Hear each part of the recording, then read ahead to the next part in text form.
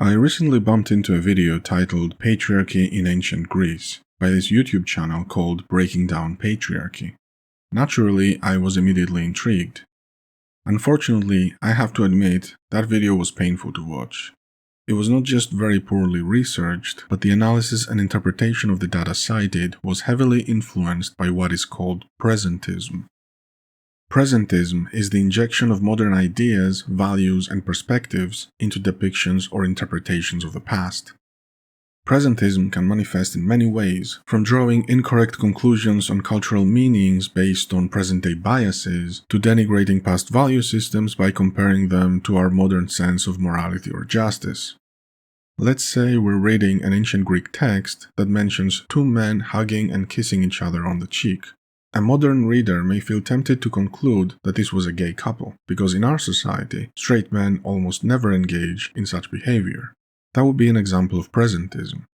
The reason modern straight men rarely touch or hug or kiss each other, while straight women frequently do, is because of centuries of systemic and institutionalized male homophobia, a concept that was introduced and propagated by the Abrahamic religions. In ancient Greece, these ideas simply did not exist.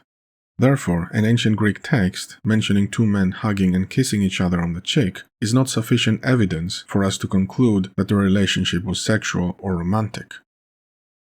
So we see how easy it is to introduce bias into our understanding of past culture. My disagreement with the Patriarchy in Ancient Greece video, aside from the factual inaccuracies, is that it repeatedly engages in presentism, which results in misunderstanding, misrepresenting, or misinterpreting ancient Greek culture. When studying history, we have to understand that many past civilizations, including ancient Greece, overwhelmingly condoned slavery, corporal and capital punishment, classism, sexism, racism, and naturalistic ethics.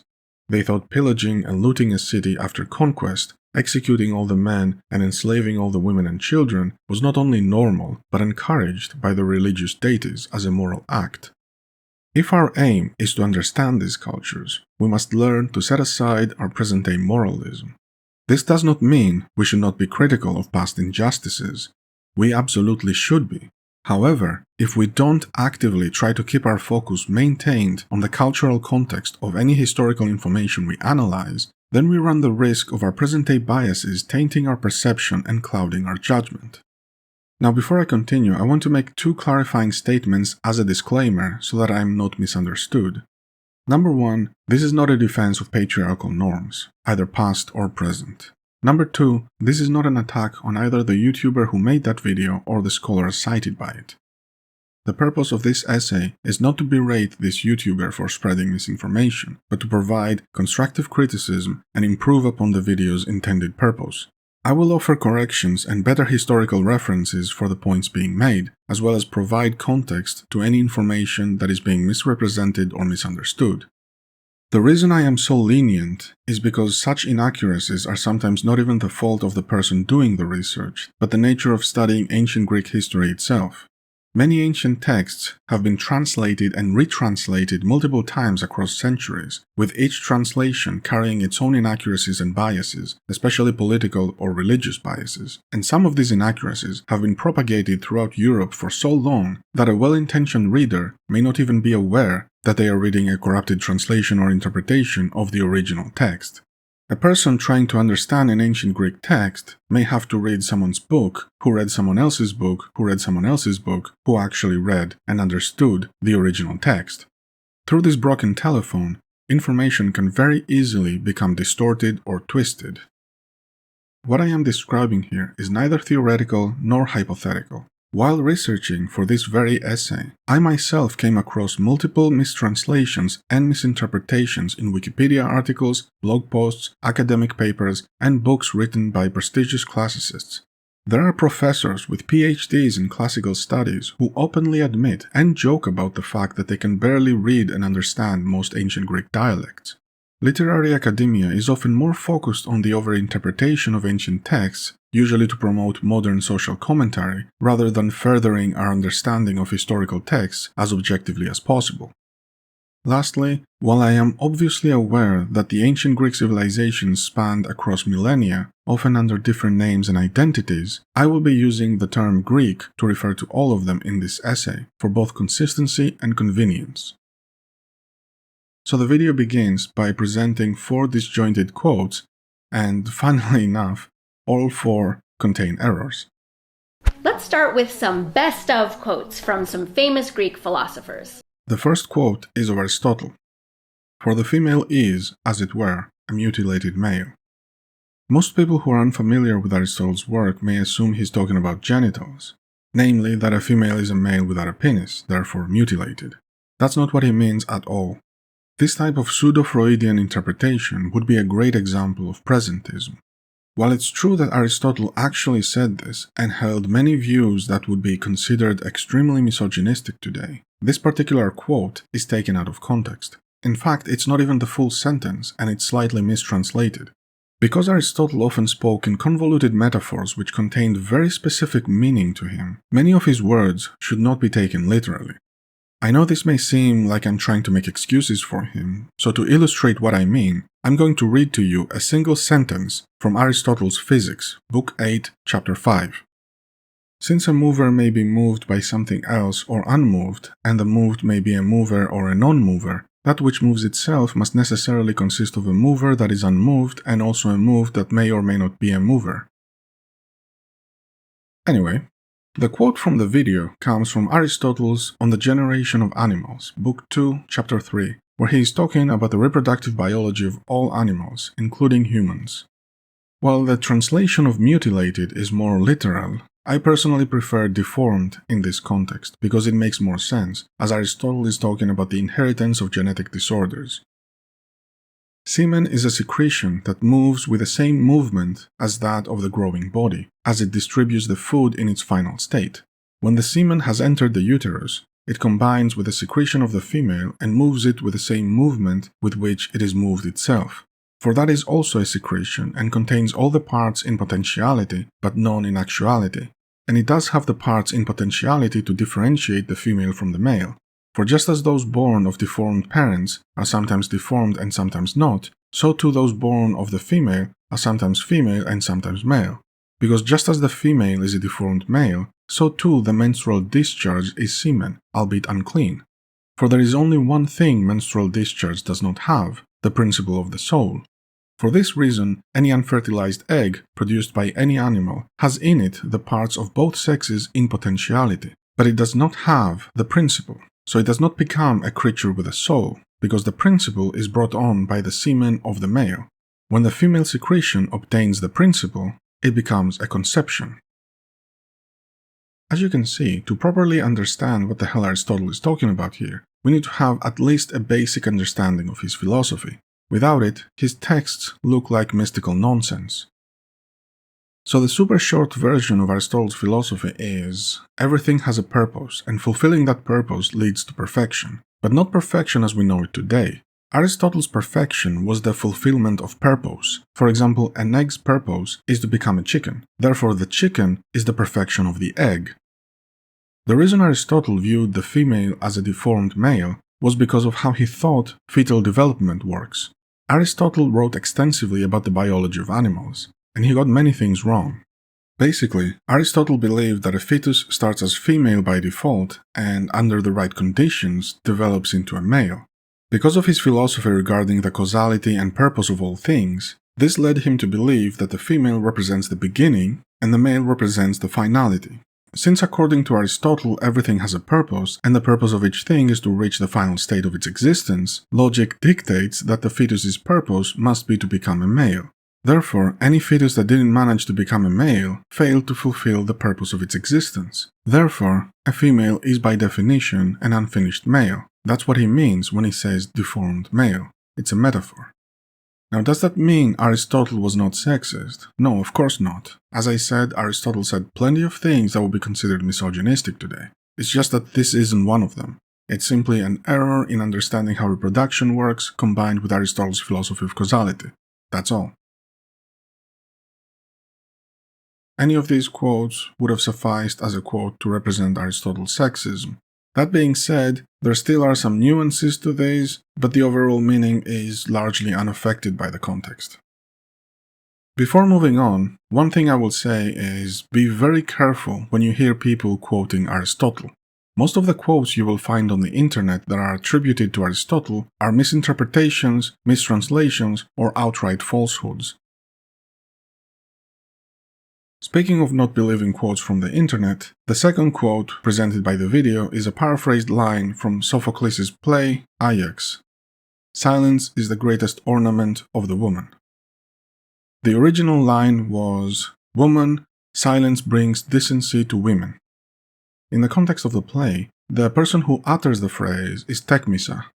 During the Trojan War, Ajax had killed Tecmessa's father and abducted her to keep as his concubine. Such a thing was very common and acceptable during war. After Achilles was killed by Paris, there was dispute among the Achaeans as to who would receive his armor. Ajax claimed that he should be the one to keep it, but Agamemnon and Menelaus decided to give it to Odysseus instead. Ajax was blinded by fury and wanted to murder all three of them. The goddess Athena intervenes and alters Ajax's mind, so he attacks a flock of livestock instead, thinking that it was Agamemnon and Menelaus. Then, as he seeks to find Odysseus, Tecmessa tries to stop him, but he responds with the phrase, "Woman, silence brings decency to women," after which Tecmessa desists and lets him go. All this happens offstage, so Tecmessa is the one who narrates this to the audience. In the middle of the night, when the evening lamps are not burning, he grabbed a two-edged sword and wanted to leave the camp aimlessly. Then I admonished him, saying, "What are you doing, Ajax? You were not summoned, neither called by messenger nor warned by horn. The whole army is asleep now." But he turned to me violently and sang that trite phrase, "Woman, silence brings decency to women," and I understood, so I stopped and he left alone. In the story, Ajax is the bad guy. His actions serve as a cautionary tale of avarice and arrogance, and Tecmessa even mocks his use of the proverb. The audience is not supposed to agree with him. That being said, it is true that this proverb, whether real or invented by Sophocles, did embody the beliefs of many ancient Greek societies. However, it's important to differentiate between a quote from a fictional work and a quote from someone who actually believes what he is saying. Moving on to the next quote. "The worst pestilence Zeus ever made is women. The man who keeps a woman in his house never gets through a whole day in good cheer." This is not a quote by Hesiod. This is a broken-up excerpt from a 7th century BCE comedic poem by Simonides called Iamvos on Women, or Types of Women. It's a satirical description of the supposed 10 archetypes of women, likening different feminine traits to different animals or elements. For example, the poem claims that a woman can be a cat, or the sea, or a bee. It's comedy, it's not supposed to be taken seriously. Some scholars have theorized that poems like this one were performed at weddings as a way to make fun of the groom, similar to what we would regard nowadays as a roast at a bachelor party, making ball and chain jokes. The two sentences used in the video's quote come from the part where the poem concludes its list of feminine archetypes, and happens to be an extremely liberal translation. Here's a better translation. "For Zeus created this greatest evil, women. Even though we consider them beneficial to us, having one as a wife brings about evil. Not even one elated day will come and go in its entirety to him who dwells with a woman. Nor will he quickly stave off starvation, or a hateful housemate, or a hostile deity. Whenever a man intends to celebrate in his home, either from divine fate or the grace of humanity, she finds blame and gets ready for a fight. Wherever there is a woman, no one in the house can welcome a guest properly. She who appears to be the most prudent, she especially happens to be the most abusive. As the man stands there with gaping mouth, the neighbors joyfully stare at yet another man for his failure.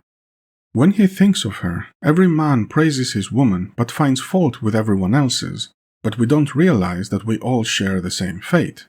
For Zeus created this greatest evil and has bound us with this unbreakable chain ever since Hades welcomed those men who fought and died in the battlefield for the sake of a woman." The next quote is this: "There ought to be no women, then a man could live his life in peace." First of all, that's a typo. It's Jason or Iason, not Lason. Second, this translation is terrible. Here is a far more accurate translation with context. Do you really need more children? For me, it would be beneficial to have more children, to help those already born. Is my reasoning wrong? Even you would agree, if you weren't so starved for sex. But it has come to a point where as long as you are pleased in bed, you women think you have everything. But if some misfortune happens in matters of intimacy, you become combative against your own interests. Mortals should find another way to bear children. There should be no female sex. If it were so, mankind would have no evil. As you can see, the language of the original text is far less gendered, and the meaning of some words is quite different. Jason is talking about the everyday conflicts of married life due to the differences between men and women, arguing that those wouldn't exist if there was no such thing as the female sex. He could also be alluding to the fact that men often fight each other over women, like in the Trojan War. So what is the context of this quote? Well, this is the part that made me want to write this essay, because it bothered me a lot. The character who says this line is Jason, literally the antagonist of the story. This excerpt comes from his confrontation with Medea, trying to justify cheating on her, marrying another woman for her money and social status, while keeping Medea as a secret mistress. Jason is trying to gaslight Medea that he is not being selfish and that all of this will benefit her if she could only see past her own jealousy. The story does not condone Jason's actions. He is the bad guy. Using this quote as evidence of ancient Greek patriarchy is painfully ironic, because this quote actually challenges Athenian patriarchy. Euripides was notorious for his progressive writing and his tendency to challenge traditional norms. And to use a quote from Medea of all places, Euripides' Medea is arguably the most feminist work in the history of ancient Greece, directly challenging the patriarchal norms of the time. You could make an entire separate video just for Medea alone. Euripides was a playwright who lived during the 5th century BCE. His works were far more controversial than those of other playwrights like Sophocles or Aeschylus, because he often defied traditional norms. His works portrayed characters in a more individualistic way, focusing on their personal self-actualization rather than their social or political status. His portrayal of heroes was more nuanced, allowing them to be flawed. His plays also served as contemporary socio-political commentary. All of this was considered quite radical for the time, and so Euripides was not very popular during his career. His play Medea was first performed in 431 BCE during the City Dionysia festival in Athens, the year when the Peloponnesian War started, and was poorly received. The audience found his play offensive. So what was the play about? Jason is the quintessential hero in the traditional sense. After his triumphant expedition with the Argonauts, he has returned home with Medea, who saved his life by helping him slay a dragon. Jason and Medea have 2 sons together. However, Jason later decides to marry another woman, Glafki, the daughter of King Creon, because of her wealth and social status. Medea is heartbroken and furious about this. She devises a plan of revenge, which she implements using cunning and deceit, playing into the gender stereotype of being a dumb, emotional woman while concealing her intellect. She manipulates men around her to get what she wants by appearing weak and frail. To herself, she argues that this humiliation is a worthy price to avenge her honor against Jason. In the end, Medea manages to murder Glafki, her father Creon, and the 2 sons she had with Jason. In the final scene of the play, Medea emerges triumphantly while riding on a beautifully radiant chariot of Ilios, god of the sun, carrying the dead bodies of Jason's 2 sons, with Jason realizing that the gods have sided with her, and therefore he is powerless to do anything. Jason launches into a monologue of insults, a litany of curses for Medea's maliciousness, culminating in the phrase, "You are a lioness, not a woman." Medea argues that Jason only has himself to blame for everything that happened. She says, "You think it is insignificant to insult a woman." Medea then exits the stage and Jason is left grieving, a broken man. While the story of Medea was widely known, Euripides' version added a few changes and twists, giving it a remarkably different thesis, which is probably what alienated his audience when the play was first performed. The entire story of Medea, as told by Euripides, is in direct and open defiance of the patriarchy. Medea not only refuses to be submissive to the rule of men, but also uses men's expectations of women to her advantage, and manages to kill Jason's lover, his lover's father, who was literally the king, and Jason's 2 sons, who would be his heirs, and then escapes triumphantly, protected by the favor of the gods. It is a symbolic destruction of the patriarchy itself as an evil institution that offends the gods. I don't want to get derailed too much because we're still talking about the intro quotes, we haven't even touched the content of the video itself. But here is one soliloquy Medea delivers in the first act of the play that I personally find immensely powerful. Of all living creatures with sapience, we women are the most unfortunate. First, we pay an excessive price to obtain a husband as the ruler of our bodies. This misfortune is more painful than misfortune itself, and the outcome of our lives depends on whether this husband is good or bad, for divorce costs women all respect and refusing wedlock is impossible. Then, when a woman goes into her husband's home, with its new rules and different customs, she needs divine clairvoyance to know how to please her husband, since she wasn't taught this at home. If all of our great efforts are successful, our husband does not resent our marriage, leading to an enviable life. If our marriage is unhappy, death is preferable. When the man tires of his home, he leaves, seeking relief for his aching heart elsewhere, outside the home, from a lover or a friend. We women have to stay fixated on one person. Men tell us we live a life of safety and security at home, while they must go to battle with their spears. What foolish thinking! I would rather hold a shield in the battlefield 3 times than give birth once. I find it quite interesting that the argument of women being safe at home while the men went to war was used as justification of the patriarchy even at the time of the Peloponnesian War, and that Euripides essentially called it bullshit. See, this is the kind of thing a video on ancient Greek patriarchy should have been talking about. Those are just a few selections from a vast and depressing archive of Greek misogyny. The first topic of the video involves the Odyssey. Before we talk about what the video says, I want to make something clear. It's very important to be able to distinguish between reality and fiction. The Odyssey is a myth. It's not a historical account. The fictional world in which the Odyssey takes place is extremely patriarchal, but that does not necessarily mean that the world in which the Odyssey existed was also patriarchal. To equate a civilization's art with a civilization itself is a fallacy called cultural essentialism. This is not unlike when someone watches anime and believes that the content of anime shows is a one-to-one representation of Japanese culture. It is ignorant and bordering on racist. Now, does this mean that ancient Greek societies were not patriarchal? No, of course not. They were very patriarchal. But if we were to prove this, we would not be using mythological stories as evidence, nor random quotes we managed to cherry-pick. We would look at legislation, social structure, systems of government, wealth distribution. Those are the things that can indicate the presence of a patriarchy. But we'll get to that later. The video starts by talking about a scene in the first book of the Odyssey, where Phemius, the bard, sings a song about the sufferings of Greek heroes returning home from the Trojan War, which is meta-commentary about the story of the Odyssey itself, a nostos within a nostos. And Penelope, who is grieving her husband, tells Phemius to sing something else instead. Telemachus intervenes, telling Penelope that the bard should be able to sing whatever his heart tells him to, and instructs Penelope to return to her quarters and attend to her own duties, leaving the decisions about public matters to him.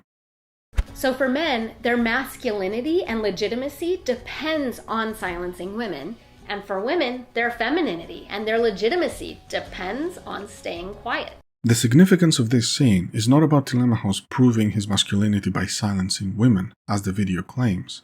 That is a modern interpretation using modern perceptions of gender roles. As explained earlier, this is an instance of presentism.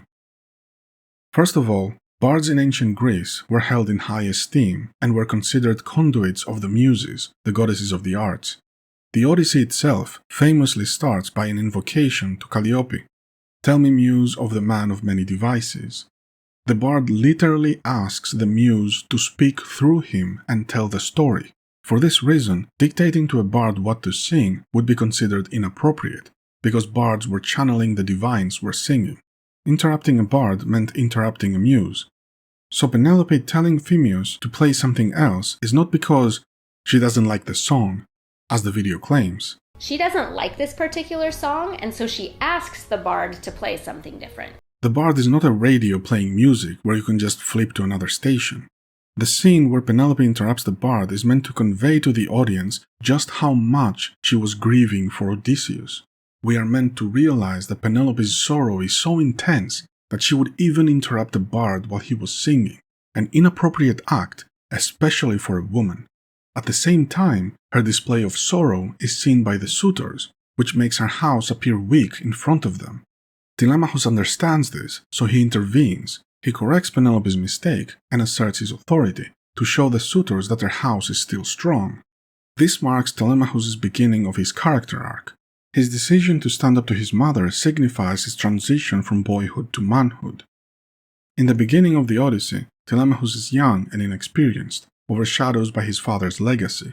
By the end, he has become a man, worthy of calling himself Odysseus' son. The video quotes Mary Beard in claiming that public speaking and oratory were not merely things that ancient women didn't do. They were exclusive practices and skills that defined masculinity as a gender. As we saw with Telemachus, to become a man, or at least an elite man, was to claim the right to speak. As Homer had it, an integral part of growing up as a man is learning to take control of public utterance and to silence the female of the species. Mary Beard is notoriously bad at interpreting ancient Greek mythology or understanding ancient Greek culture. I would not recommend using her as a source. Here's the full context of these quotes. There is something faintly ridiculous about this wet-behind-the-ears lad shutting up the savvy, middle-aged Penelope. But it is a nice demonstration that right where written evidence for Western culture starts, women's voices are not being heard in the public sphere. More than that, as Homer has it, an integral part of growing up as a man is learning to take control of public utterance and to silence the women of the species. The actual words Telemachus uses are significant too. When he says speech is man's business, the word is mythos, not in the sense that it has come down to us of myth. In Homeric Greek, it signals authoritative public speech, not the kind of chatting, prattling, or gossip that anyone, women included, or especially women, could do. But we are dealing with a much more active and loaded exclusion of women from public speech, and one with a much greater impact than we usually acknowledge on our own traditions, conventions, and assumptions about the voice of women. What I mean is that public speaking and oratory were not merely things that ancient women didn't do, they were exclusive practices and skills that define masculinity as a gender. As we saw with Telemachus, to become a man, or at least an elite man, was to claim the right to speak. Public speech was if not the, defining attribute of maleness. Or to quote a well-known Roman slogan, the elite male citizen could be summed up as vir bonus dicendi peritus, a good man skilled in speaking. A woman speaking in public was, in most circumstances, by definition not a woman. Needless to say, this is all completely wrong. As we can see, Mary Beard's chauvinistic interpretation of the Odyssey is overflowing with bitter resentment, projection, arrogance, and presentism. She shows absolutely no interest in understanding the myth, or even representing it accurately for that matter. But I don't wish to get too derailed by bad sources. I will probably write a separate essay on the phenomenon of Western cultural hegemony over ancient Greek history at a future date. In reality, concepts like masculinity and femininity, as we understand them today through the lens of feminist theory, simply did not exist in ancient Greece. The ancient Greek language doesn't even have words for these concepts. Masculine gender performativity, as we understand it today, actually had a very wide range in ancient Greece, and definitely much wider than it does today. A man could engage in what we would call feminine gender performativity today, and he would not have the risk of having his gender identity questioned. Gender norms in ancient Greece were dictated through a sense of duty, a duty to the state, to the family, or to the gods. Men were expected to behave a certain way, and so did women. These duties were neither fixed nor monolithic. They changed according to place, time period, and circumstance. Some customs were reinforced, some were criticized, some died out. The notion of conflating gender roles with gender identity is another instance of presentism. It was not common in ancient Greece. Even the Odyssey itself shows this. A central theme in the Odyssey is that the suitors are behaving in an extremely dishonorable way. because they are violating Xenia. Xenia was the sacred institution of hospitality. A host was morally obligated to open their home to guests, to feed them and bathe them, and to ensure their safe escort to their next destination. At the same time, a guest was duty-bound to be respectful and courteous, and to not take advantage of the host's hospitality. Violating Xenia was an insult to the gods themselves, especially Zeus. It was considered one of the most vile, obscene, and sacrilegious things a person could possibly do. This is blasphemy. So in the Odyssey, the suitors are violating Xenia. This is a most dishonorable act. However, the story does not portray them as unmasculine. Failing to live up to their societally expected duty does not rob them of their gender. This is a modern concept. In the scene between Telemachus and Penelope, the struggle of Telemachus is not his sense of masculinity, but his transformation from boy to man and then from man to hero. His gender is never in question or under threat. Telemachus' fear is to be perceived as an inexperienced boy, not as unmanly. Conflating the two would be another instance of presentism. And let's not forget about Odysseus himself. The entire story of the Odyssey is about how Odysseus is clever. Almost every time he prevails, he employs trickery and deceit to achieve his goals instead of brute strength. But the fact that he avoids fighting is presented as a positive trait, not something that makes him less manly. In the next segment, the video talks about various adventures of Odysseus, claiming that a common theme is that women are monsters, and that Odysseus is delayed by monstrous females. Another theme that comes up in the Odyssey is that women are often the monsters. As Odysseus goes about his journey, he keeps being delayed by monstrous females. The video cites 3 encounters: Kirke, the Sirens, and Calypso. For some reason, the video doesn't mention Nausicaa. Needless to say, this is cherry-picking. Odysseus also encountered the Cyclops, the Lastrionians, the Lotus Eaters, the Ciconians, the Scylla and Charybdis, none of whom were female. As for Kirke, Calypso, and the Sirens, none of them are monsters, nor are they depicted as monsters, either figuratively or literally. Kirke is a demigoddess. She is depicted as highly intelligent and honorable, and eventually helps Odysseus, giving him valuable advice that later saves his life. She is an interesting and multidimensional character. Not sure why someone who has read the Odyssey would ever think to call her a monster.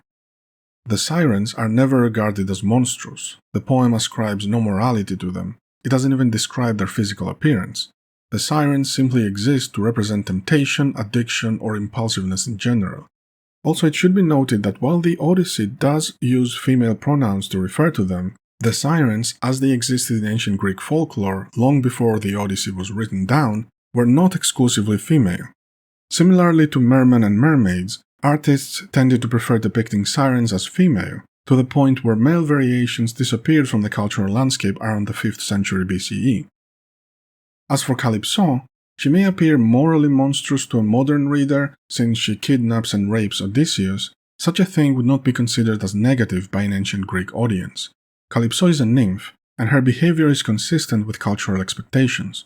In general, the gods in ancient Greek myths often behave with a sense of morality that doesn't match that of mortals. They can appear to be cruel, petulant, unfair, but this is always accepted as it is. So a nymph who kidnaps and rapes men is seen as normal. Lastly, the complaint that women being represented as monsters in a fictional story, regardless of its validity, carries an element of sexism.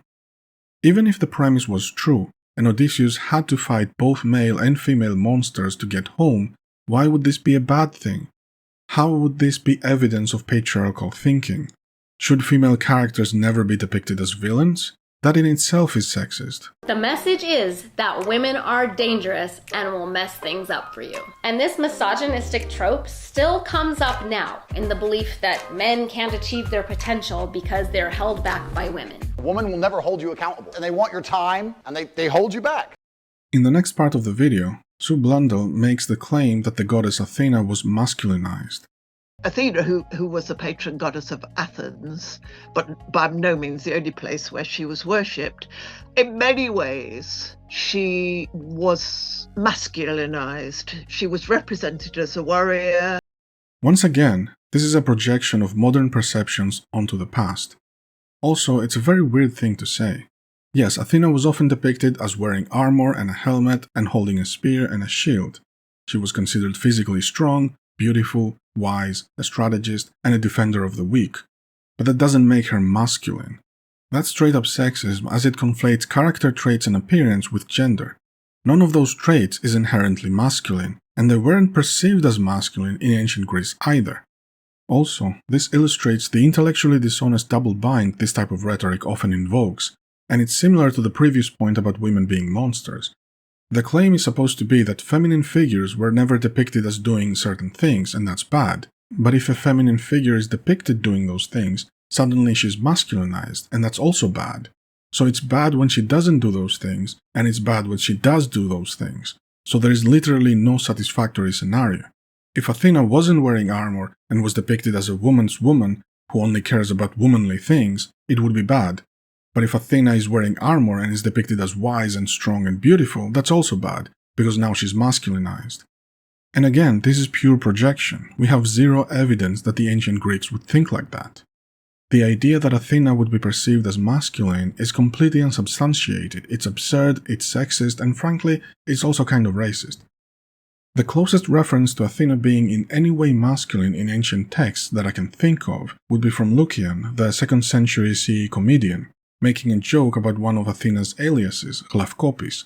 He makes a wordplay joke to imply that Athena has large, ugly eyes, like an owl, but that's just being ugly, not masculine. Conflating beauty with femininity would also be sexist.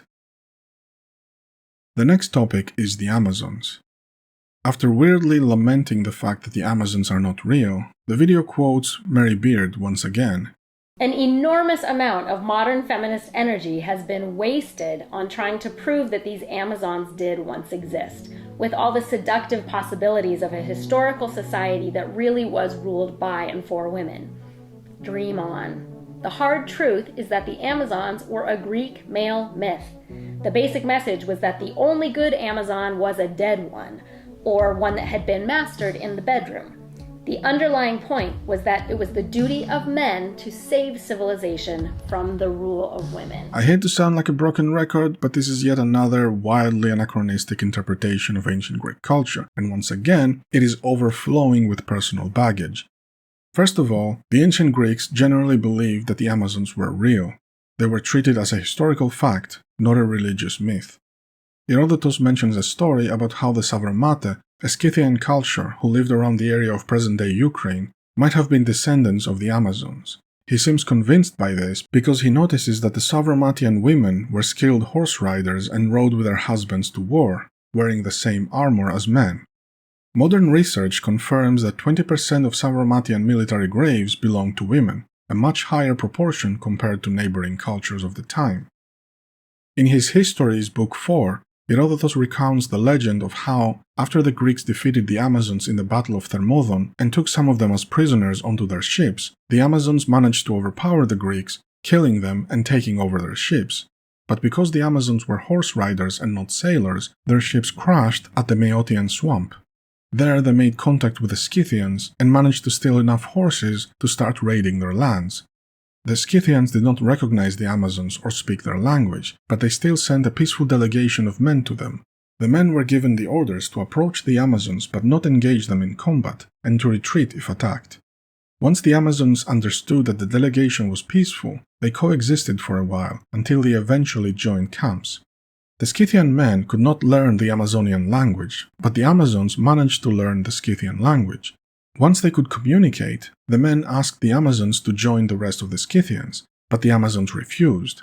They said that the Scythian customs for women did not agree with their culture, so the Amazons didn't want to join the Scythian society. The Amazons proposed to migrate together to a different place, and the men agreed, forming what was known during Herodotus' time as the Savarmate culture. Herodotus concludes that the Savarmatian dialect was different from the Scythian language because it carried the Amazonian accent of their ancestors. He also mentioned how the Savarmatian women maintained the customs of the Amazons, which is why they ride both with their men and without them, and they wear armor like men. As we can see, Herodotus described the Amazons and Savarmate in a very neutral way. He was not afraid of them, he did not think they would bring about the end of the world, He was not offended by the sheer notion of women riding into battle. He found it interesting and wrote it down.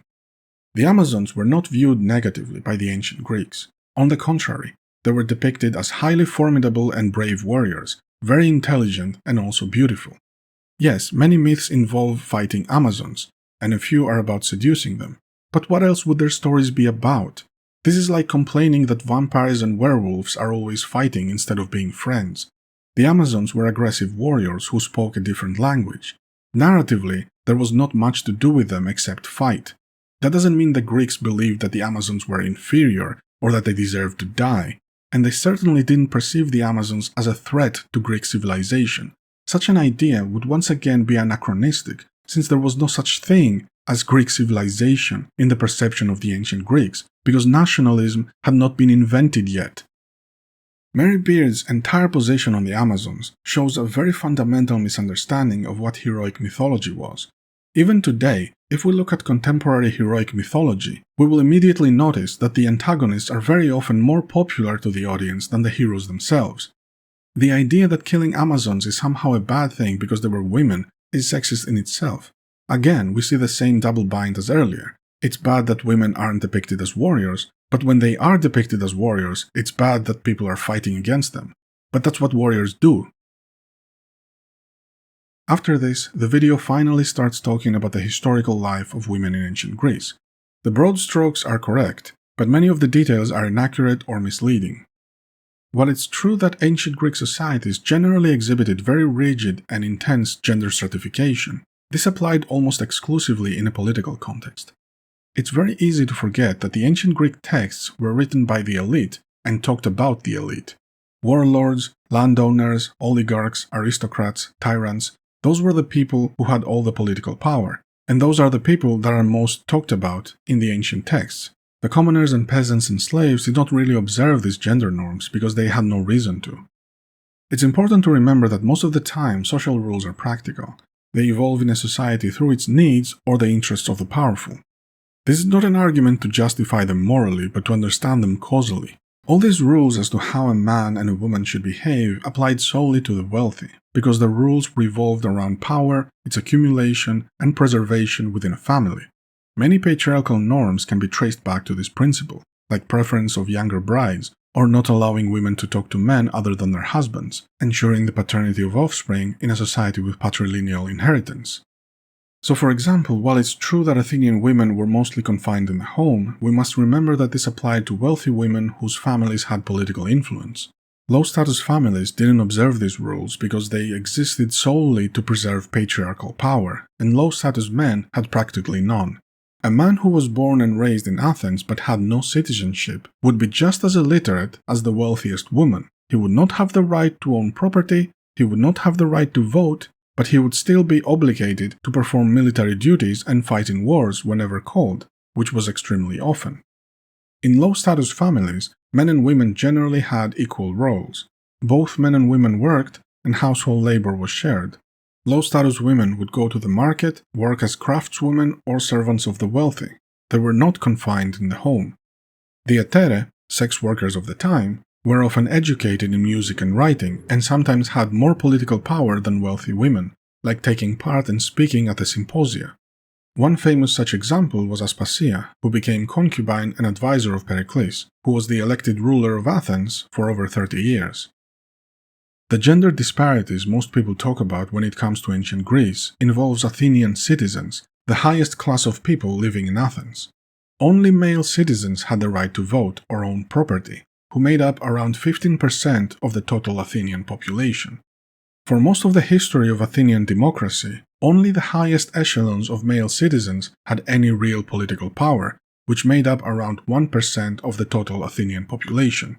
So if we were to look for similarities between ancient Greek patriarchy and modern patriarchy, this would be the biggest one. It is not men who ran Athenian society, but the wealthiest of the wealthiest men. Athenian society was essentially a patriarchal timocratic oligarchy, while modern society is more of a patriarchal plutocratic oligarchy. It's also important to remember that ancient Greek societies were extremely conservative, meaning that people who questioned or challenged traditions often did so at the risk of their lives. People with unpopular opinions were often exiled or executed.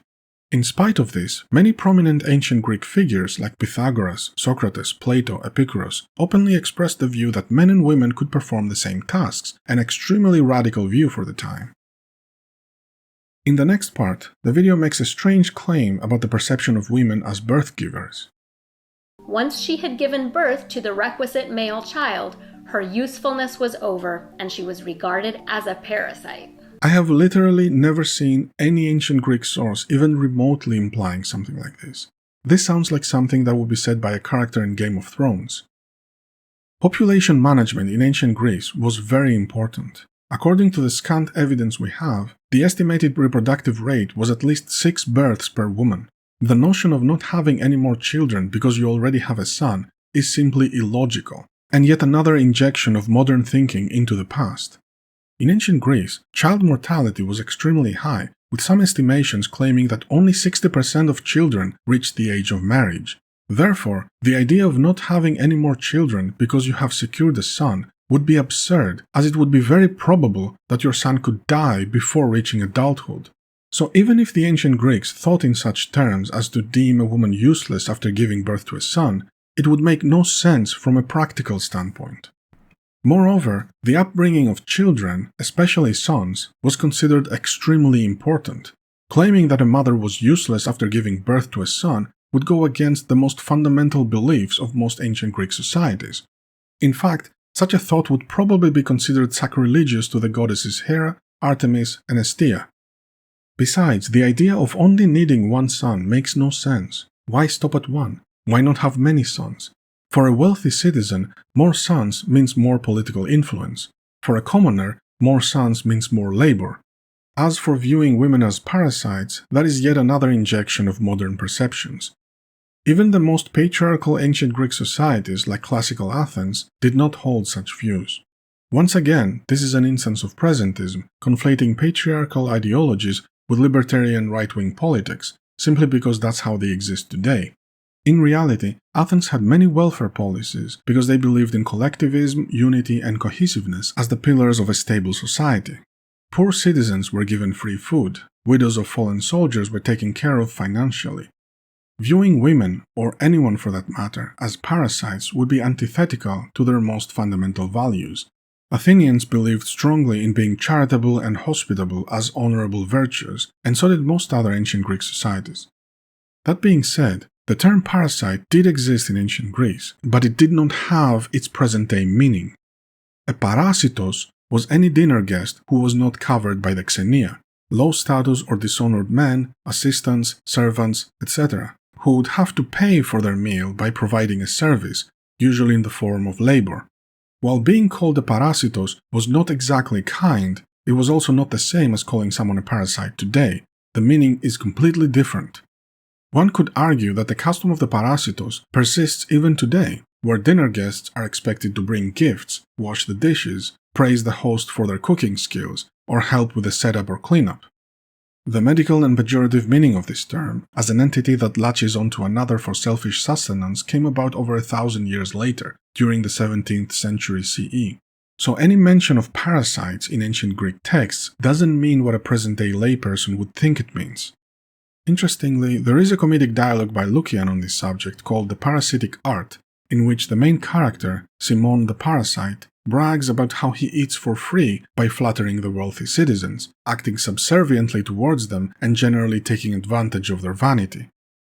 Once again, we see how important it is to be intimately familiar with the civilization we are studying, to understand its cultural details and linguistic nuances. There are many ancient Greek words that survive to this day, and it's a mistake to always assume that their meaning has stayed the same.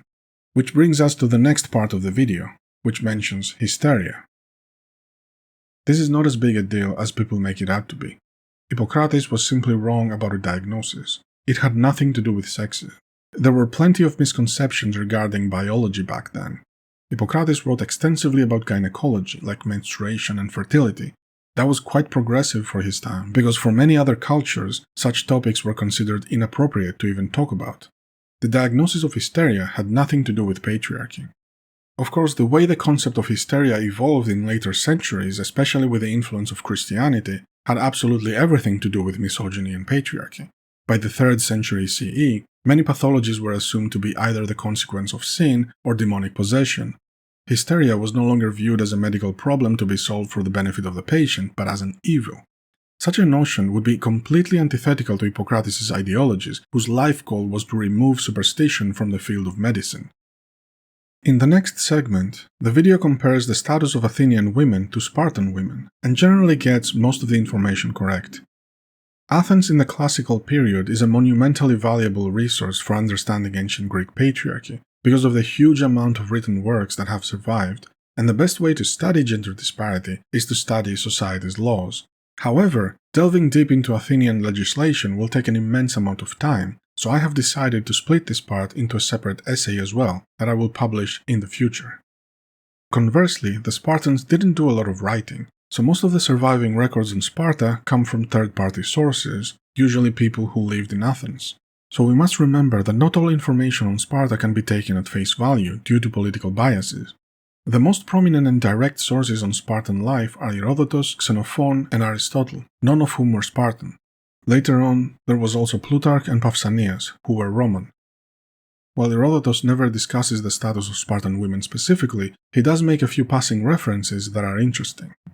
For example, in his Histories, Book 5, Chapter 51, Herodotus mentions the meeting between Cleomenes I, king of Sparta, and Aristagoras, king of Miletus, over the Ionian revolt, which sparked the Persian Wars. Aristagoras asks Cleomenes to send his daughter away, which Cleomenes explicitly refuses, saying that whatever Aristagoras has to say, he can say in front of his daughter. Aristagoras then proceeds to attempt to bribe Cleomenes for his favor, offering more and more money. According to Herodotus, Cleomenes' daughter, Gorgon, who was 8 or 9 years old at the time, interrupts them by saying, "Father, the stranger will corrupt you if you don't keep your distance from him."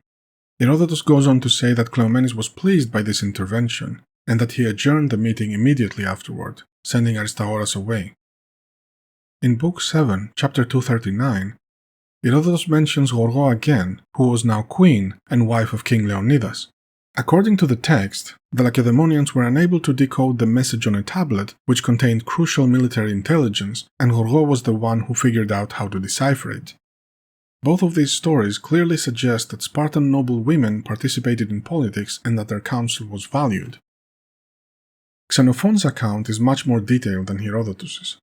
In his Lacedaemonian Politia, he mentions that women were given the same food rations as men, and that, while the upbringing of boys and girls was segregated, girls had access to institutionalized education, including athletic education. Of course, it's important to remember that the different status of women in Sparta had nothing to do with egalitarianism. It was all about maximizing the citizens' contribution to the state. Lycurgos, the Spartan lawmaker, argued that for Spartan warriors to be strong, their mothers should also be strong. And that was the reasoning behind granting women more rights. Some modern historians have argued that the athletic events involving Spartan women could have a secondary purpose of serving the male gaze, so that men would view the women running and jumping and fighting for their own sexual entertainment, and so that they could choose the women that appealed to them the most as partners. Every Spartan social rule revolved around having more and better children. Lycurgos noticed too that during the first year of marriage, it was usual elsewhere for the husband to have unlimited intercourse with his wife. The rule that he adopted was the opposite of this, for he laid it down that the husband should be ashamed to be seen entering his wife's room or leaving it. With this restriction on intercourse, the desire of the one for the other must necessarily be increased, and their offspring was bound to be more vigorous than if they were satiated with one another. Make no mistake, in Sparta, women were seen even more as property of the men than in Athens.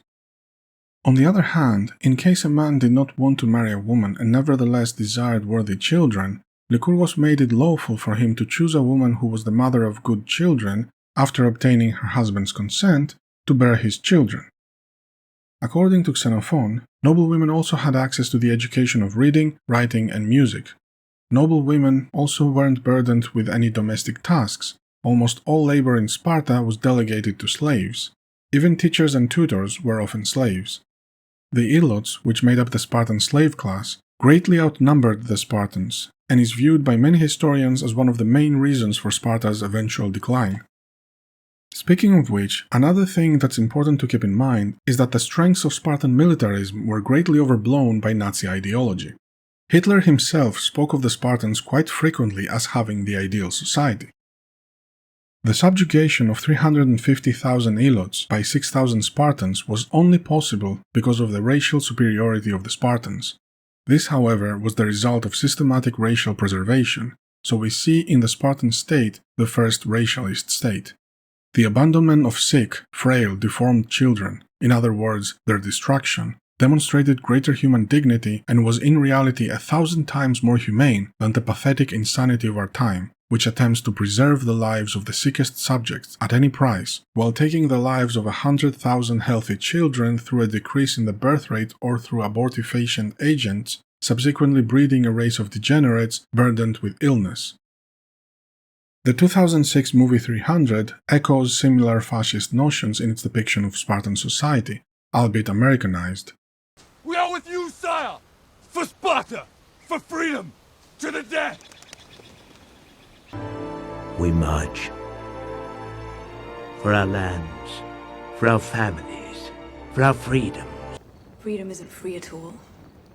That it comes with the highest of costs, the cost of blood. A new age has begun.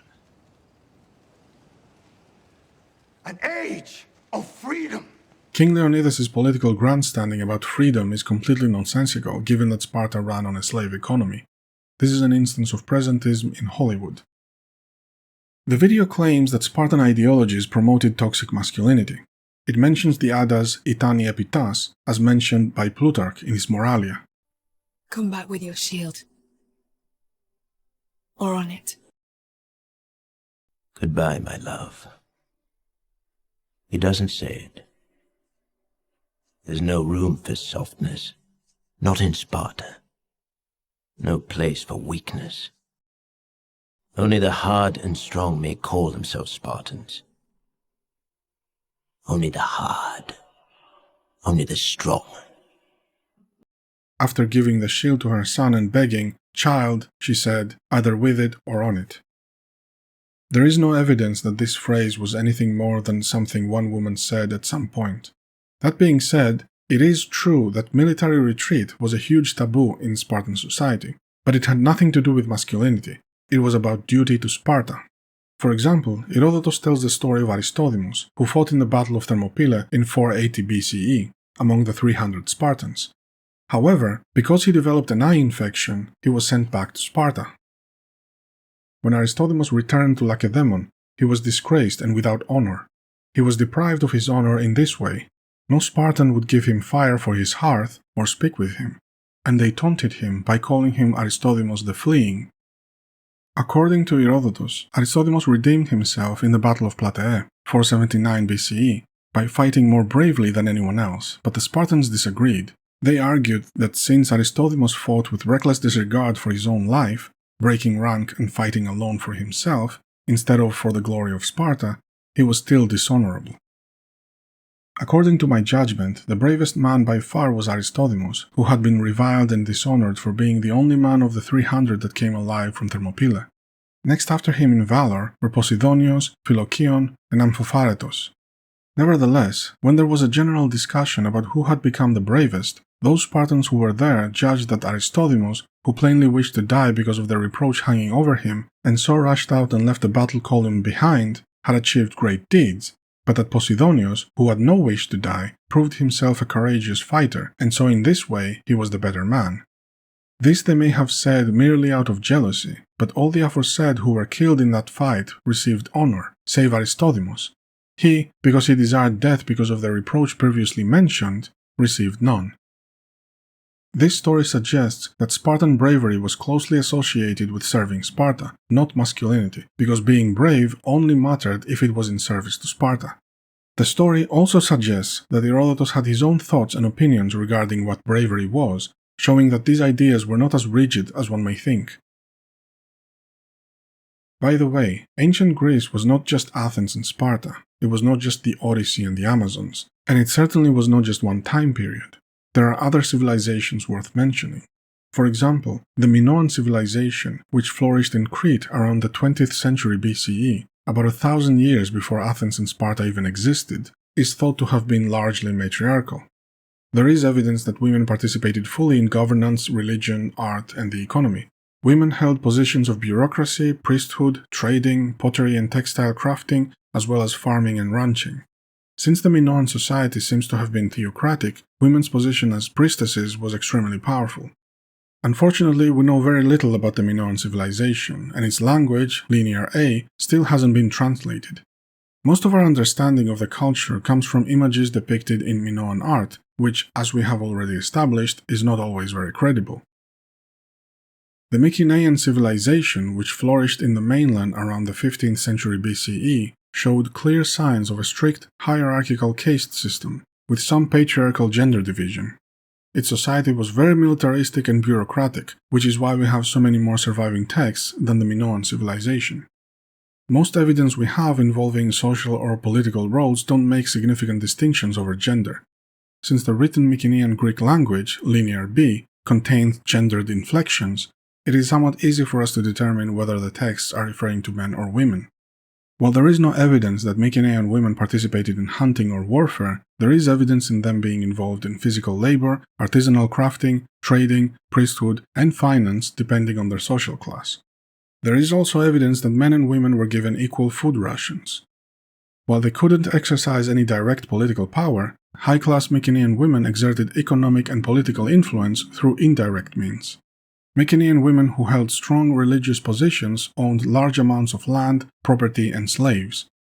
The Mycenaeans were heavily militarized as they engaged in expansive wars with surrounding tribes over resources.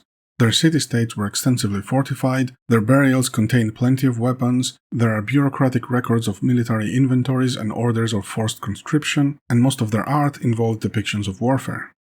Historically, militaristic civilizations tend to be more patriarchal. In the late 15th century BCE, the Minoan civilization was conquered by the expanded Mycenaeans, changing its culture and social structure considerably.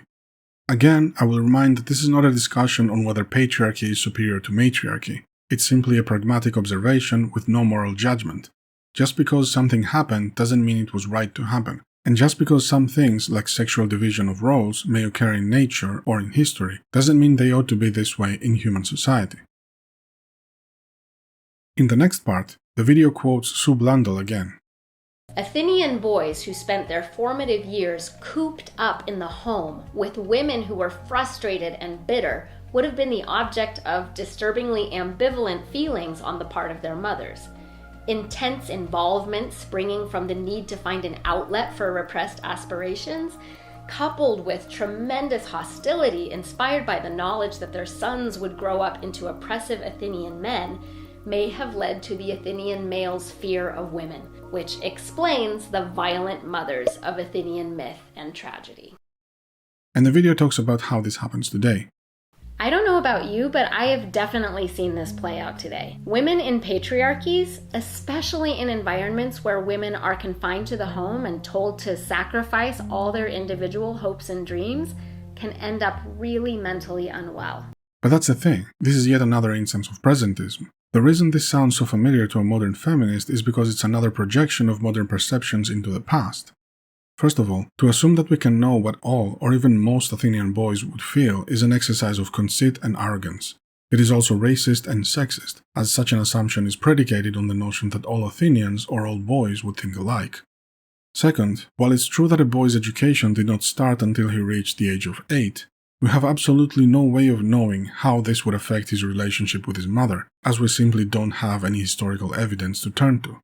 As for the notion that Athenian women saw their own sons as future oppressors, we don't have any evidence as to how Athenian women thought, and any surviving texts on the matter were written by men. To assume that the average Athenian woman, who by the way was completely illiterate, would think like a 20th century feminist is simply absurd, and yet another instance of presentism.